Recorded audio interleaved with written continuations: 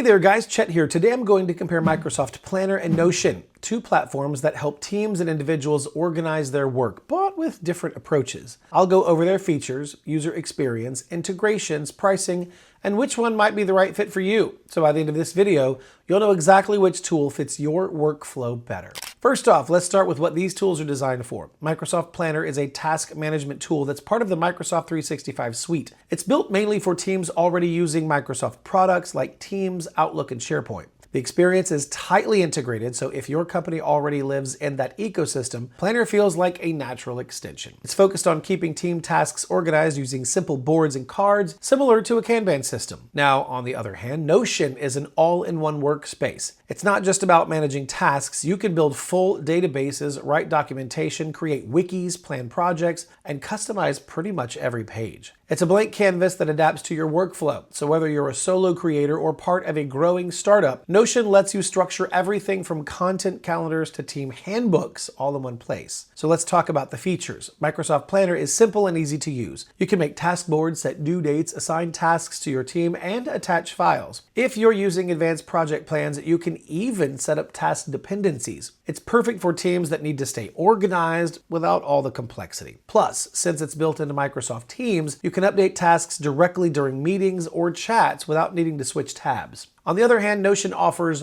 way more. You can create boards like Planner, but you can also switch to calendar, timeline, or list views. You can link databases, nest pages inside of other pages, and use templates to create almost anything. It's super flexible, but it does take some time to set up the way that you want. Once it's ready, it becomes a central hub for your team's entire workflow. When it comes to user experience, Planner is easy for beginners. It's clean, straightforward, and does exactly what you expect. If your team doesn't need too much customization, you'll be up and running in no time. Notion is more complex, but also more rewarding. The freedom to customize everything means that you can create a system that works exactly how your brain works, but it might take some tinkering to get it right. As for pricing, Microsoft Planner is included with Microsoft 365, but the paid tiers are Planner Plan 1 at $10 per month, Planner and Project Plan 3 at $30 per month, and Planner and Project Plan 5 at $55 per month. Notion offers a free plan, Plus at $12 per seat per month, Business at $24 per seat per month, and a custom-priced enterprise plan.